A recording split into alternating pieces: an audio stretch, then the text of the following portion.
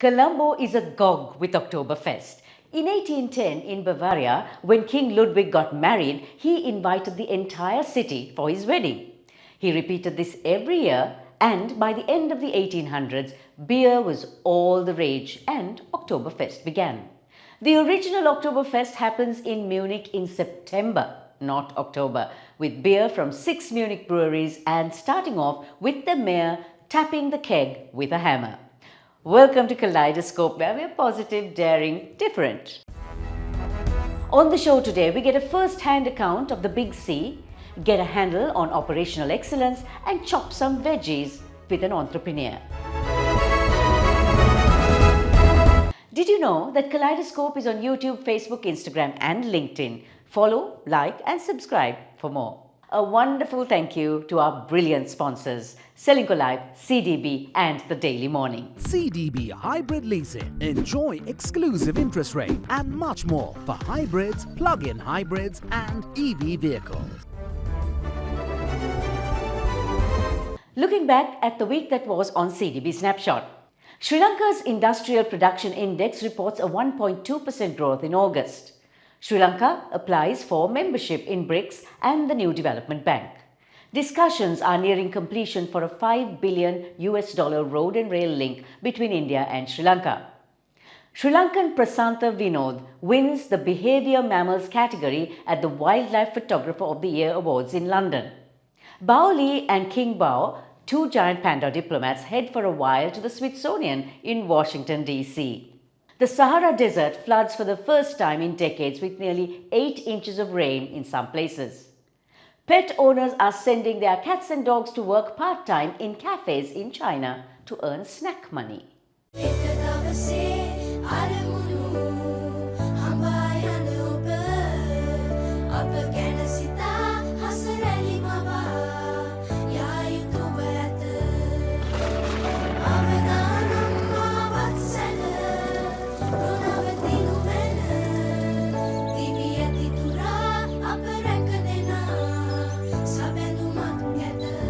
You focus on your goals. We will take care of the risks. Srilanka Life. Welcome to Srilanka Life News Capsule. We've got exciting news. East Asian hospitality brand Onyx Hospitality Group brings a new city hotel into Sri Lanka, Amari Colombo.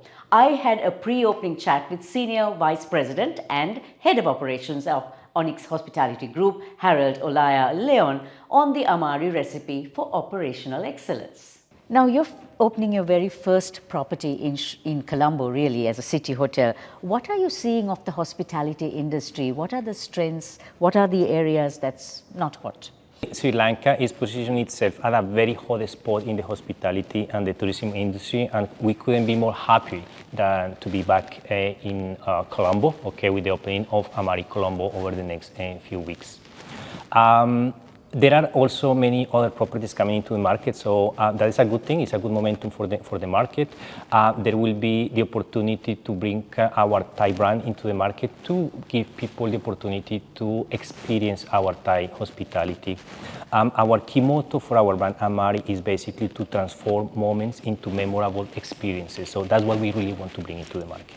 From an operational perspective, what are the fundamentals the hospitality industry must have in place to reach operational excellence? Operational excellence is basically how do you deliver your business proposition, your brand proposition to the customers. So how do we achieve that? We achieve that one by having a staff who has been very well trained into all the aspects of the contact with the guests, all the what we call the touch points. So we emphasize on training of the staff, and we support them with the necessary tools. So that's where, for example, technology comes into place. So training, good people, technology, those 3 elements are fundamental to deliver operational excellence. What challenges would Sri Lanka's hospitality industry, Sri Lanka's hotels come across in moving towards that goal of operational excellence, which is actually a moving bar constantly? Not only Sri Lanka, but something that we are experiencing in many of the markets that we operate is the war for talent. I think post-COVID is something that we are all aware, and Sri Lanka is no different from that. So for us is how do we approach the right talent? How do we retain them? How do we develop them to stay with us?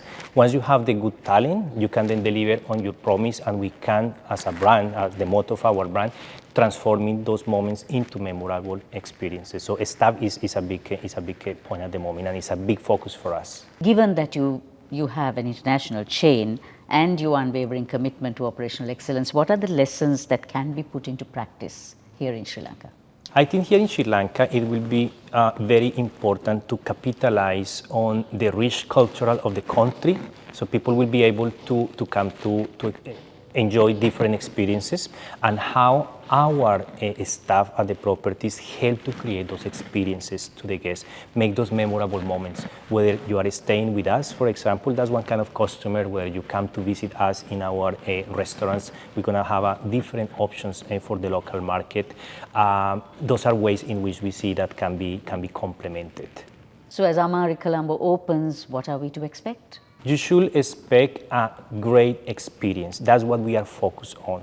We want to have people coming to our properties to have a memorable experience. That's what we are focused on. We are focused on working with our teams to make sure that you don't come only one time, but you become our repeating customers. And now, here's a sneak peek at the markets this week. The Colombo Stock Exchange is seeing some stabilization, with both indices holding firm. Stocks in Colombo still look reasonably priced, as the market PE ratio still hovers around 8 times earnings, while other regional stock exchanges like India is at 26 times earnings, Pakistan at 13 times and Bangladesh at 11 times. OPEC has revised its global oil demand growth forecast for 2024 and 2025 downward, citing weaker than expected demand from China. Prices remain close to $70 per barrel. Gold prices continue to remain strong and move upward towards the $2,700 per ounce mark, as the US dollar and US Treasury yields continues to weaken. Have you heard of CalOrck'o? It's a place in Bolivia where you can see a 100-meter dinosaur wall imprinted with over 5,000 dinosaur footprints, just like Jurassic Park. The Maori nation has a new monarch, 27-year-old Enga Wai Homo Aite Po. She is their second ever queen, who takes over after her father died. The successor to the king is determined by tribal representatives from across the nation.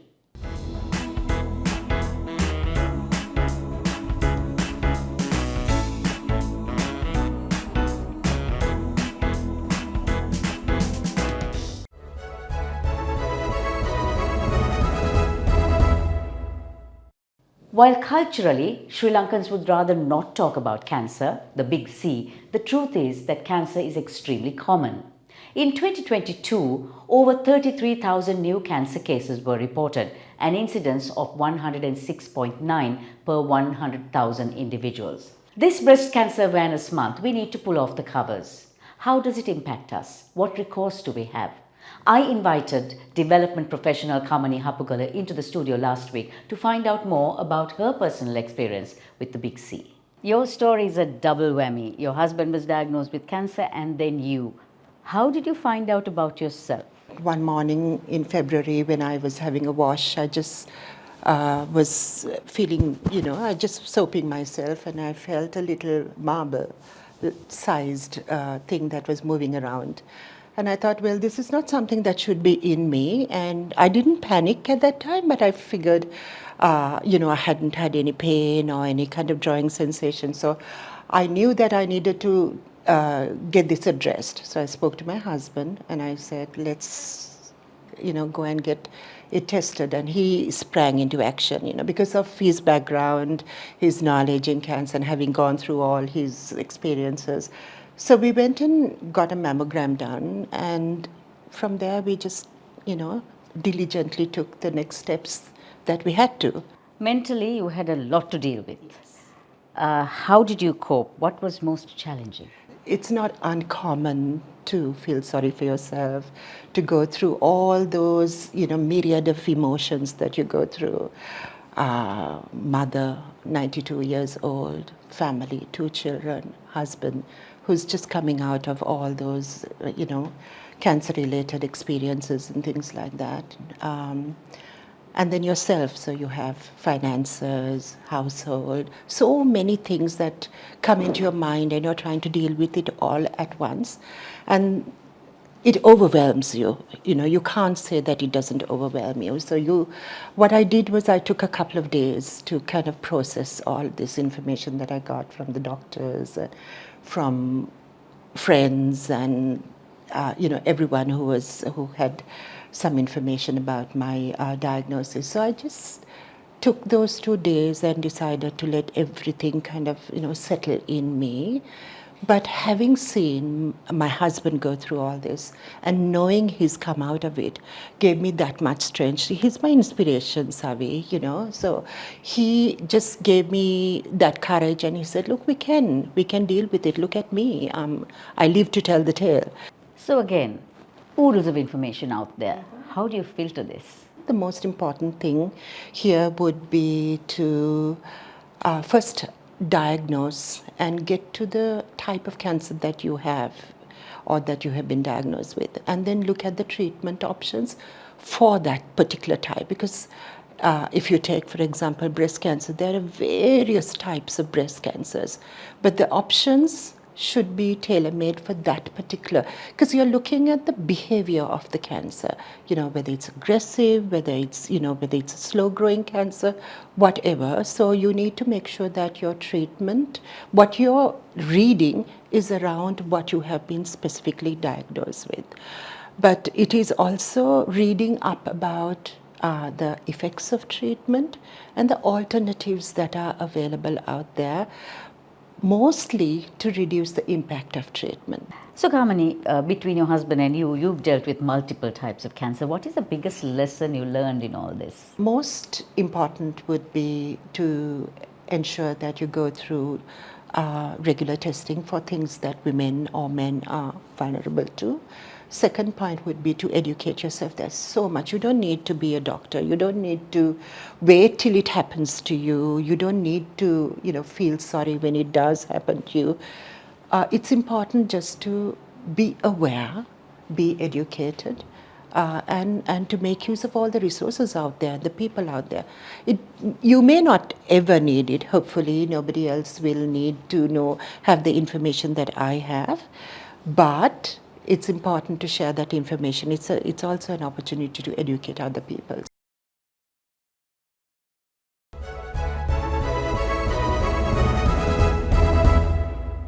Have you ever wondered how to make cooking easier? That's the same thought that banker and marketer Shamila Vikramatilaka had. What started off with a personal choice to cut and prep her vegetables to be used for the week and keeping them in jam jars, that quickly turned into a commercial venture, and that's how Easy Veg came to be. I get the orders through social media and through WhatsApp group and through friends, and we get the orders until Friday. We get the orders from them, and during the weekends we do processing and we deliver during the weekends. But what we basically do is purchase vegetables from the market and supermarkets, and we clean and cut them and place these small boxes and deliver. All these things are done by 4 workers under me. There are 4 ladies working under me. We do, and I supervise. I personally supervise all these things. There are about sometimes about 150 to 200 boxes per week. All these boxes are packed by myself. We have a very good demand, surprisingly very good demand for this business, especially from the working mothers, ladies, and especially from those who are working in abroad. They send vegetables from us to their parents who are living here in Sri Lanka alone. So then we get a very good demand now from overseas as well. That is my next step, diversification. So this weekend, get into the Oktoberfest spirit. We'll be back next week.